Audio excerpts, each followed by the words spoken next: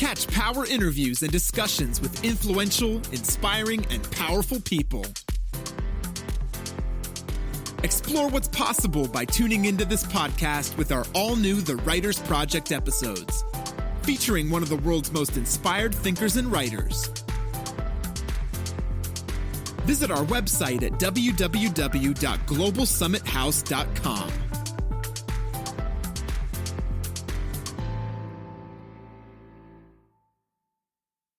For this radio interview here. Thanks for joining us today. We have got historian Jerry Rhoads going to join us here in just a few moments, and I believe Dan Perkins and IQL Rizzoli are back with us. Yes, we are. And Jerry, Yep. go ahead and give us a brief introduction on yourself, my friend, and talk to us a little bit about your books and everything else. Jerry, can you hear us? Give us an introduction here. Yeah, you're cutting out, but you're asking about my software product? Tell us about your books and everything, my friend, because our co-hosts want to talk to you about your books, but we need to know about them, Jerry, so tell us all about your books. Yeah, well, last time I was talking about the debt clock. Yes, and, yes, tell us about that. Federal government is cooking the books and not recording all their obligations, and that the solution is not more taxes, and we can't grow our way out of funding the debt. So I was proposing that we privatize a few of the agencies, such as healthcare, and pull the responsibility away from the government, because obviously they've not been able to. They've been able to create problems but not solve them. And Congress at this point isn't going to deal with any problem. They're just calling them issues. But I'm an accountant, CPA, so the numbers that stood out that I reported the last time is that the government has $176 billion of debt, unfunded debt. Most of that is federal pensions, but also they don't record their liabilities. They only record in a budgetary system, cash in, cash out. And much of that cash in is accelerated because we have to pay estimated income taxes. So they don't even come close to generally accepted accounting principles. And then as far as the solution to this is breaking the gridlock by having a third party. At this point, the two parties don't seem to be able to, they seem to be embracing each other rather than solving problems. So the third party, which I've labeled in my book the American Enterprise Party, would represent the 169 million enterprising Americans that pay all the bills and don't seem to have representation when it comes to budgetary items, policies, future plans with respect to immigration, education, infrastructure. All of those are debatable items between the two parties, but when it comes to actually solving those problems, it comes back to American enterprise. So why wouldn't we have representation for that facet of our society? It really brings capitalism and socialism together, because in enterprise, capital funds the enterprise, and the employees, the social part of it, are the ones that make it go. So the proposal is that we have a third party. The third party wouldn't have to have a majority. They wouldn't have to have the presidency. All they need are 8 seats in the Senate and 20 seats in the House, and they're the swing vote on everything. So all of a sudden, we don't just depend on the left and the right to decide where they're going to lean, either extremes, or not propose solutions. And right now, all they do is pass bills. I mean, we have 40,000 bills across the country being passed each year. Each takes away our freedoms. And I'm suggesting that the Enterprise Party, when it comes into the equation, that they had for every bill that's passed, they have to take 10 laws off the books.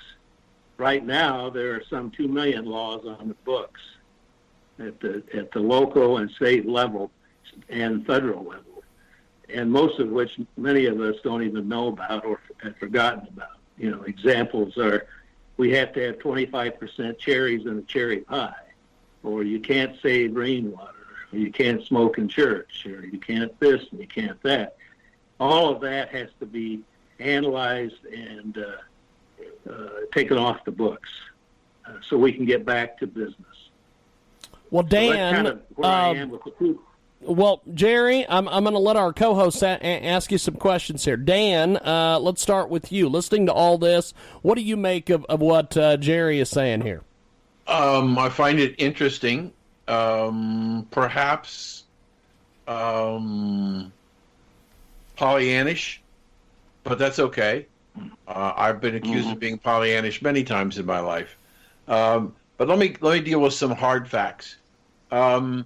We have 24 candidates for the Democratic nomination for president. And I think I would be fair to say that virtually all of them support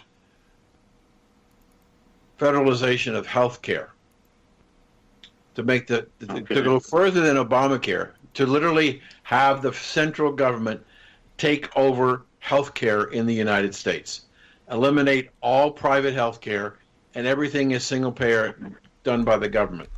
So that's somewhat in contradiction of what you're talking about, and yet there seems to be some degree of popularity among the voters for nationalized health care. And huge bureaucracy. Excuse me, I'm sorry. No, I'm not saying you're for it. I'm saying we've got a political difference between the Republicans and the Democrats, what I consider to be a huge difference, and that is the Democrats want to nationalize health care, single payer, no private, the government runs it. It's going to take over 16, depending on how you count, 16 to 20% of the economy, and you're not going to have any choices. That's a huge increase in the bureaucracy and the administrative expense to administer that bureaucracy is going to add more to the deficit in the country. So no, you're absolutely correct. Yeah. So I hear that the polling data talking about people are very interested in universal health care, yet we do a very poor job of communicating what it costs or what it means. And we are being lulled to sleep by the wonderful stories about British healthcare and Canadian healthcare and all these single-payer healthcare nations. What a wonderful job they do for their sick and injured. Yet I just have a friend down here where I live in Southwest Florida, and he's a Canadian, and he came to the States because hip replacement is an optional surgery in Canada, and it takes four years to get it done. And he got it done in 4 months here. But that's one thing. The other thing about the Freedom Party, interesting idea. But I have grave concerns that the Freedom Party, as you described it, that's Enterprise, not Freedom. It's Enterprise Party, excuse me. The Enterprise Party doesn't solve the problem because of the rest of the people that will be there. I think that to try and create a viable third party in this environment and this time of our country is second to an Article 5 convention where we throw them all out. Everybody. And we start over again.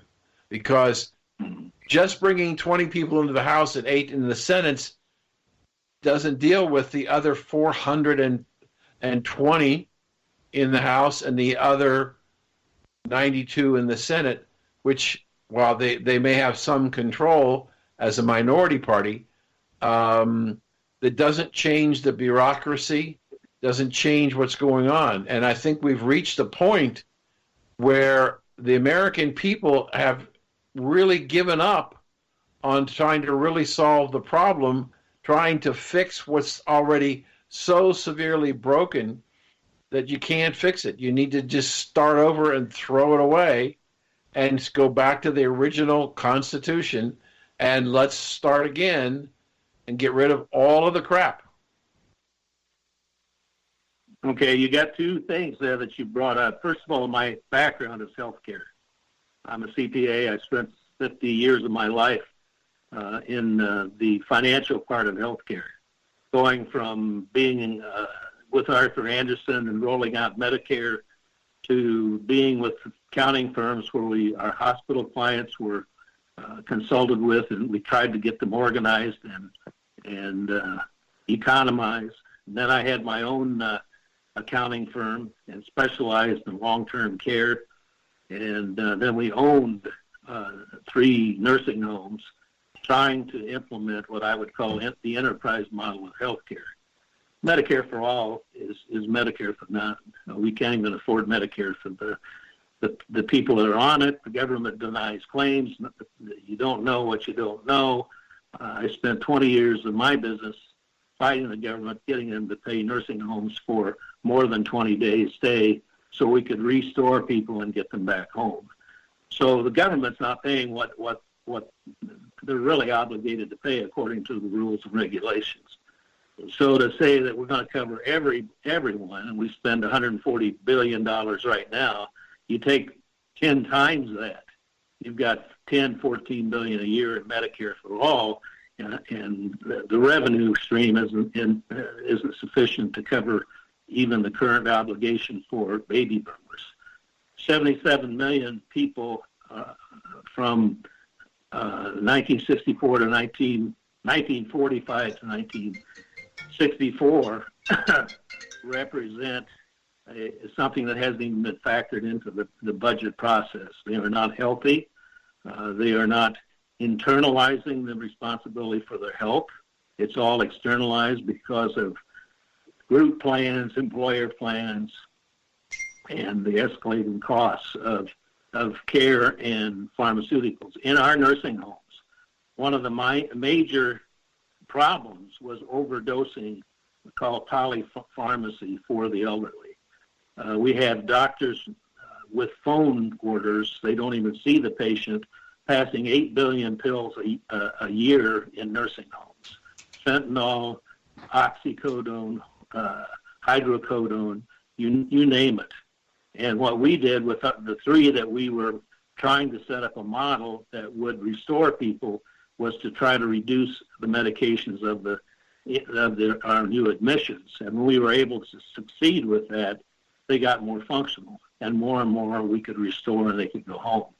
So no, I'm for privatizing healthcare, getting it away from the monopsony. The monopsony is a one-buyer market. It destroys competition. There's no accountability. The providers are paid on input data. They're paid on diagnosis. They're paid on prescriptions. They're paid on encounters. None of the healthcare providers are accountable for an outcome. They can't even define where they don't want to define one. So healthcare at this point is the country's biggest problem. And the solutions I proposed in my book, I believe, are a step towards that. Yeah, the thing that I listen to these Democratic candidates, and they want to do Medicare free for all. Medicare right. Free. So where is the money going to come from? And when I first started hearing that, I remember when Lyndon Johnson was president, and there's this wonderful story about Lyndon Johnson and John Tower, who was a Texas senator. And when Lyndon Johnson was proposing the war on poverty, he told the Congress that it would cost X amount of millions of dollars the first year. John